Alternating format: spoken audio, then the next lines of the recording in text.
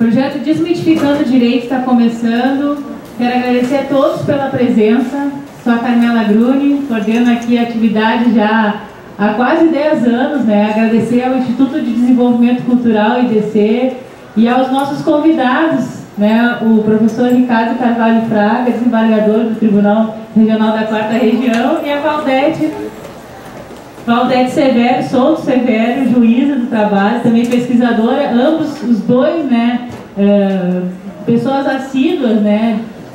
De apoio no jornal, tanto no site como de eventos também. E eu hoje pela primeira vez estou te conhecendo, né?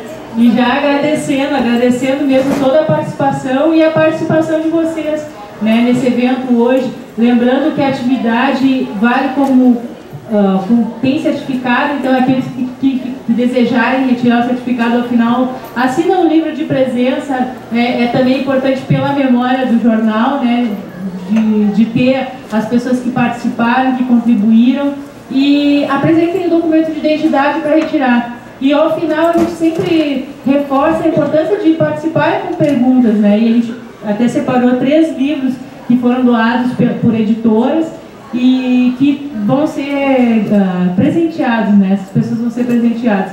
O tema hoje é os efeitos do CPC no processo do trabalho, e agradecendo novamente, né, o professor Ricardo Carvalho e professora Valdete, e ao Instituto de Desenvolvimento Cultural IDC pela parceria e pelo apoio de estar colaborando para nós estarmos aqui também. Vou passar a primeira palavra para o Ricardo e em seguida passo para a Valdete. Pode ser? Então tá.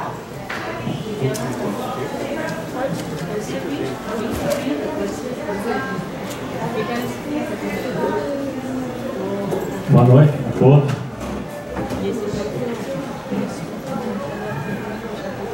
Agradecimentos e convite da Carmela. Uma satisfação estar aqui com os senhores e também na companhia da Valdete, uma colega estudiosa também nesse tema.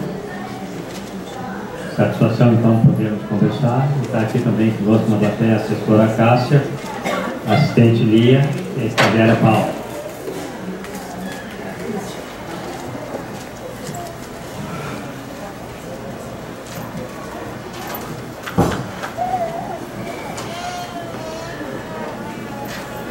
A última vez que tinha estado aqui numa atividade da Carmela, houve uma dificuldade no trânsito aqui na frente, mas acho que hoje estamos bem protegidos com a força dessa plateia, bem acordada e bem convicta.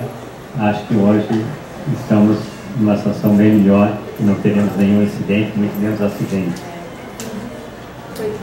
Quando eu estava chegando aqui, no evento anterior, houve um acidente de trânsito comigo aqui na frente. Mas enfim, a força da plateia hoje eu acho que nos coloca num patamar diferenciado.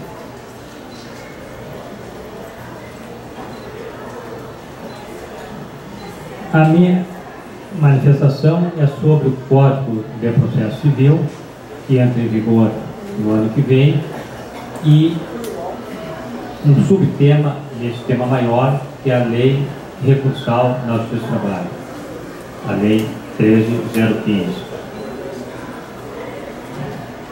No final do ano passado, participei de um curso na Escola Nacional da Magistratura, ainda antes da entrada em vigor ainda antes da aprovação no Senado deste futuro Código de Processo Civil. Era em novembro, dezembro do ano passado, ou talvez até antes, outubro, um curso na Escola Nacional da Magistratura do Trabalho. Uma dúzia de colegas aqui do Estado participou e nos deram alguma noção daquilo que era o projeto já quase na votação final do Senado. Eu cheguei a escrever um artigo breve, que foi divulgado no site do TRT do Rio Grande do Sul e na coluna que o Tribunal tinha no Jornal Sul, questionando o fato de termos um projeto de Código de Processo Civil alicerçado, acima de tudo, na experiência anglo-saxônica, Inglaterra e Estados Unidos. Porque nós, desde muito, temos as nossas leis, entre outras processuais, com base na experiência europeia. E estamos vindo então com uma experiência alicerçada no aprendizado da Inglaterra e dos Estados Unidos.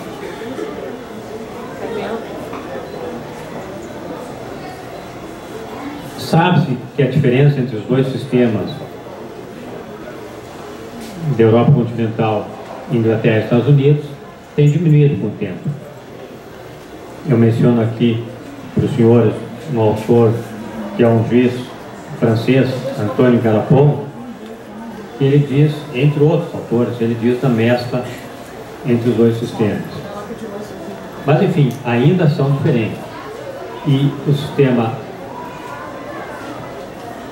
que você tem nos Estados Unidos e na Inglaterra é muito diferente daquele que nós temos na Europa continental e entre nós, especialmente na questão recursal. Especialmente na questão recursal.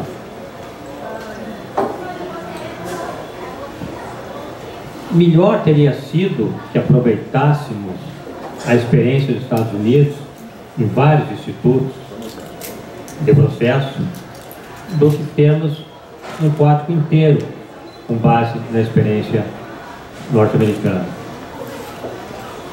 Mas enfim, o caminho escolhido pelo legislador foi um código inteiro alicerçado na experiência norte-americana e talvez um pouco Inglaterra.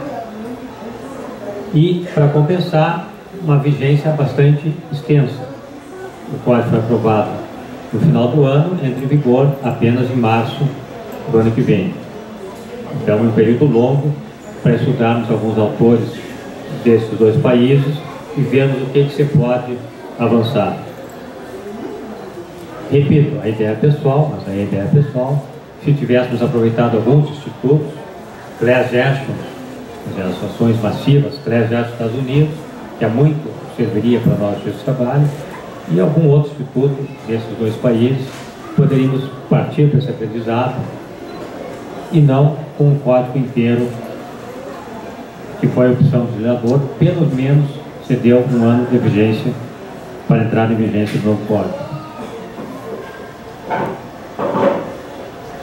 Digo isso sem a menor dúvida, porque o código é alicerçado na experiência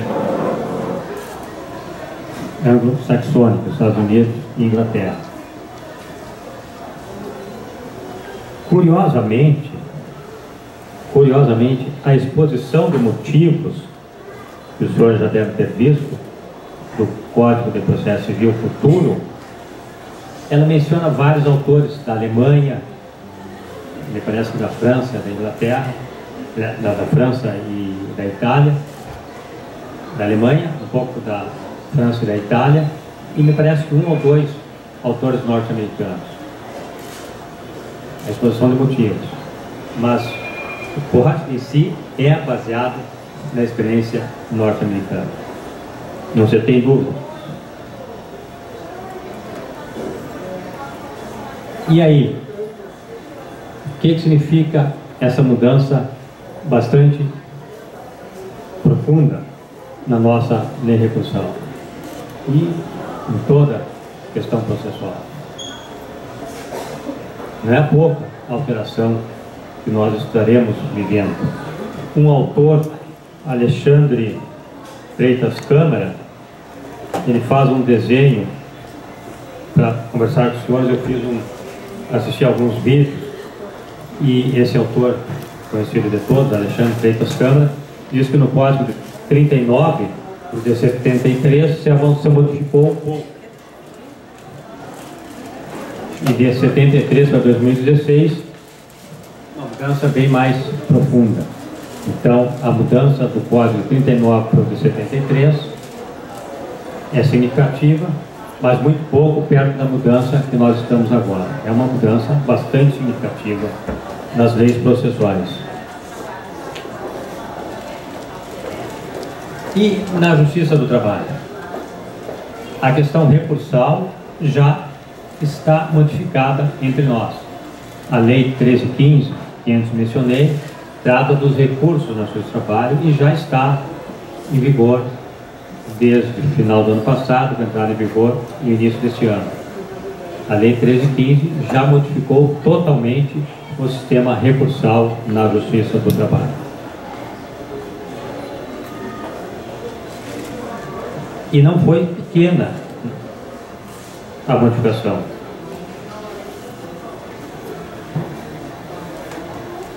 Pessoalmente, participei de 16 reuniões aqui no tribunal para tratar das consequências desta Lei 1315. Reuniões da Comissão de Regimento, reuniões da Comissão de Regimento com a Comissão de Jurisprudência, reunião da Comissão de Jurisprudência, Regimento, um juiz de cada turma, reunião no Pleno, uma reunião de todos os juízes, uma reunião com advogados, uma reunião da subcomissão que fez a resolução, 16 reuniões, e isto que não participa da Comissão de Jurisprudência propriamente dita. 16 reuniões para tentar ver a regulamentação desta lei que modificou totalmente a questão recursal. E que é muito semelhante ao que está no Código do Processo Civil e que haverá também essa mudança na Justiça Comum a partir de março do ano que vem.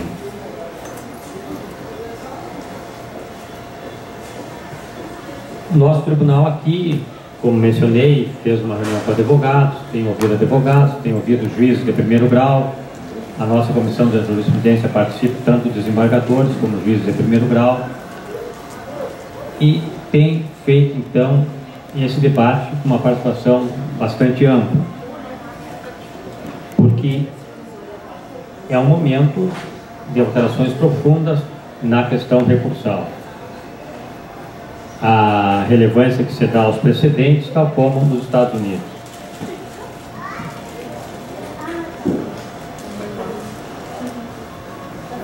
E a minha contribuição hoje aqui aos senhores é trazer um pouco destas 16 reuniões que eu participei. Entreguei aos que chegaram mais cedo, e já havia passado para o Valdete, 3 textos que eu participei com os colegas da redação. Um se chama Decisão e Instrução, mencionando o artigo 515 do Código do Processo anterior, que tem alguma semelhança com o 1013 do Código do Processo futuro. Talvez o 1013 seja um pouco mais restrito do que o 515, mas enfim, são semelhantes. Depois, um outro artigo, novos conceitos, em especial o distinguish e o overruling, conceitos que vêm dos Estados Unidos, ou seja, quando o tribunal tem uma súmula, mas se modifica as condições que fizeram que fosse editada aquela súmula, pode-se lembrar a figura do overruling e se passar por cima da regra, ter uma outra regra. Ou distinguish, o advogado mostrar que naquele caso concreto não se está na mesma situação daqueles outros que levaram à formação dessa ou daquela súmula. Então são conceitos novos que vêm dos Estados Unidos, overruling e distinguish. E participei também do outro texto sobre ação rescisória. 2 palavrinhas apenas que mudaram, mas que modifica totalmente a questão da ação rescisória no processo. Ou seja, quando a parte tenha não só um documento novo, mas quando a parte tem uma prova nova, pode propor ação rescisória. Então, não só quando a parte tem um documento novo, mas quando a parte tem uma prova nova, qualquer tipo de prova. Talvez até testemunhal. E será que isso terá consequência entre nós, que temos testemunhas no momento impedidas, depois num outro momento, não mais?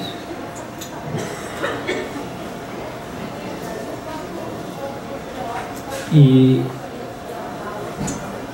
é uma modificação bastante significativa. Hoje se permite ação rescisória quando tem violação de lei. O Código fala em violação de norma. Ou seja, quando tiver violação de algum princípio, talvez, você poderá pensar em ação rescisória. Então, substituiu a palavra lei por norma e substituiu a palavra documento por prova. Duas alterações que terão grandes consequências na questão da ação rescisória. Então, são exemplos de como se está diante de uma modificação que não é pequena.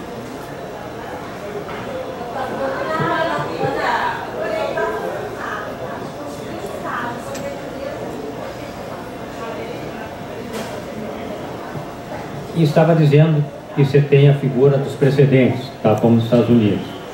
E você tem hoje o TST levando os TRTs, tribunais regionais, a uniformizarem suas jurisprudências. Nós já tivemos 2 sessões do Pleno aqui do nosso Tribunal do Rio Grande do Sul, que aprovou algumas súmulas, 9 numa ocasião, 11 na outra, uma questão de honorários, e você tem já uma ou duas sessões do Pleno previstas para a data próxima. Então se está caminhando para uniformizar a jurisprudência em vários temas.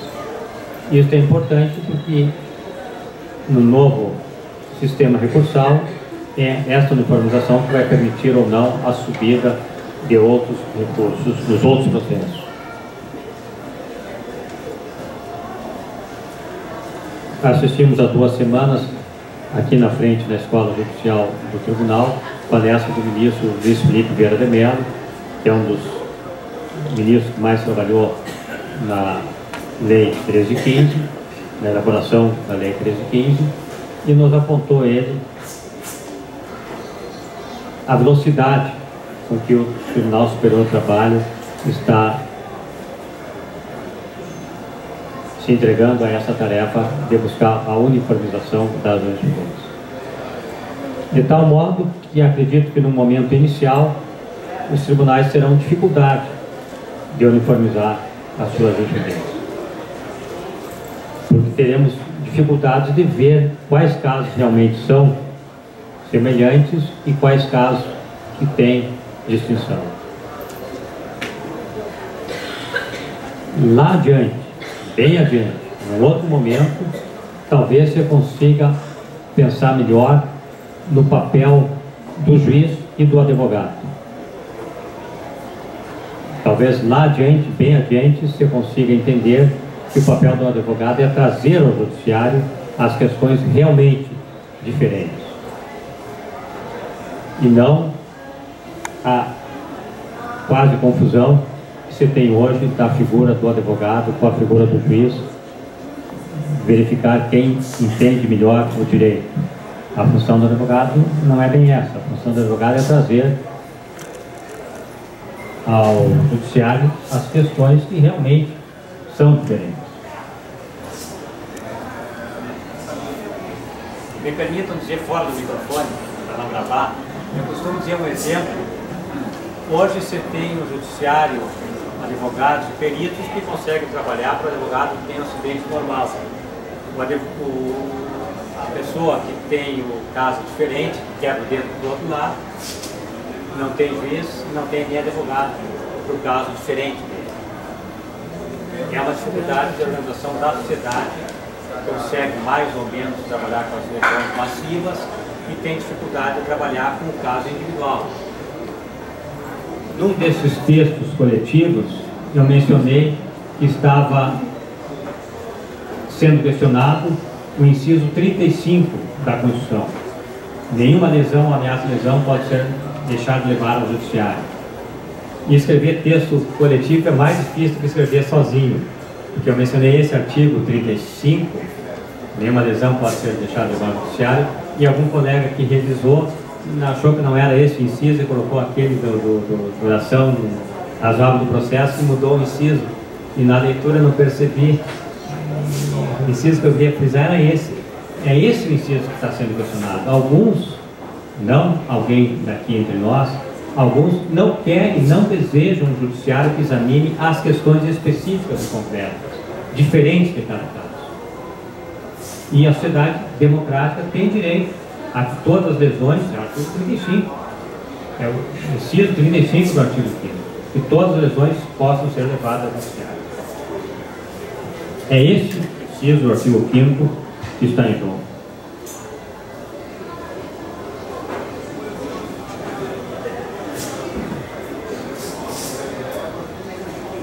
Eu entreguei aos senhores aqui de um lado alguns sites pessoal, blogs, e do outro lado são as resoluções.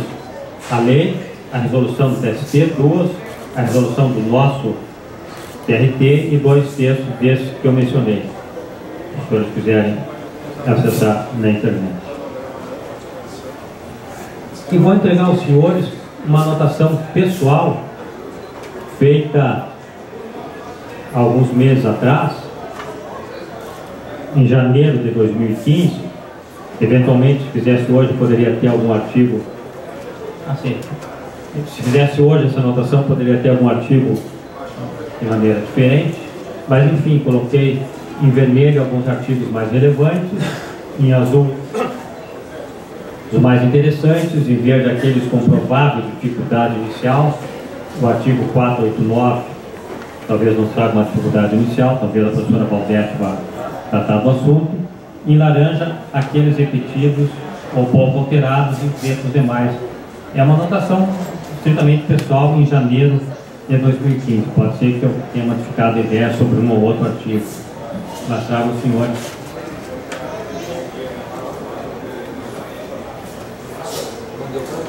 Eu sei que não deu para todos, mas quem quiser que peça pelo e-mail, que eu remeto.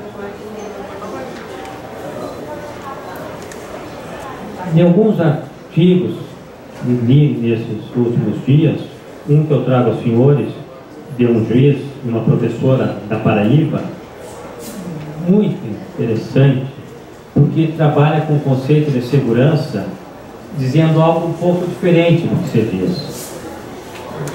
Que segurança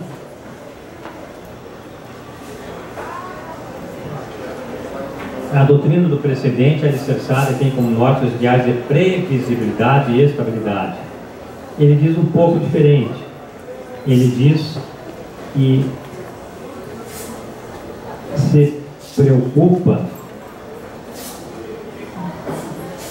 com o avanço da sociedade. A segurança é termos a certeza que a sociedade está avançando.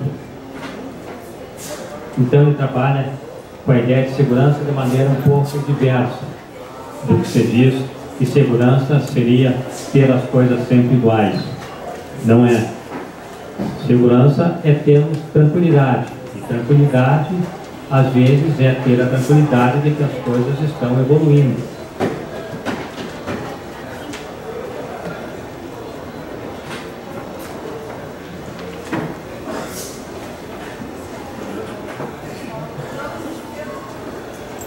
Outro dia participei de um debate no Sindicato dos Professores, e fiz todo um esforço de raciocínio para dizer que o tema da celeridade processual não se mescla com o tema da concentração de poderes. São dois assuntos diferentes, e que alguns tratavam esses dois temas em conjunto. E achava eu que celeridade é uma coisa, concentração de poderes é outra. E, para surpresa minha, logo depois li um texto, esse eu não vou dizer o nome do autor, que dizia isso, com todas as letras, que no debate da busca da celeridade tinha que buscar a concentração de poderes. Diz isso. Que no debate da busca da celeridade tem que buscar a concentração de poderes. Mas não é isso. São dois temas bem diferentes. Não é concentrando poder que vai se ter celeridade processual. Você não tem um advogado só no país, 2 advogados só, um juiz só, e deu. Não é isso que você quer. 2 advogados e um juiz. Concentrou poder, celeridade. Só 2 advogados falam, só um juiz fala. E isso que eu achava que estava descobrindo, desconfiado que alguém dizia, 2 ou 3 autores dizem, em todas as letras. Não é isso que você quer. Você quer uma sociedade cada vez mais democrática, que tenha condições de analisar os conflitos e que respeite a complexidade e a riqueza das relações sociais em nosso país. Eu participo de um debate com colegas de todo o país, nessas redes, no WhatsApp, a professora Valdete também, há pouco. Acompanhei não a última semana, mas a penúltima semana, colegas juízes e professores, e mestres, doutores, a diversidade de ideias e de riqueza de professores e juízes do centro do país, do norte, do nordeste, quer dizer, um país com uma complexidade muito grande. Então, não é simples pensarmos que vamos uniformizar as questões, né, porque, sem maior detalhe.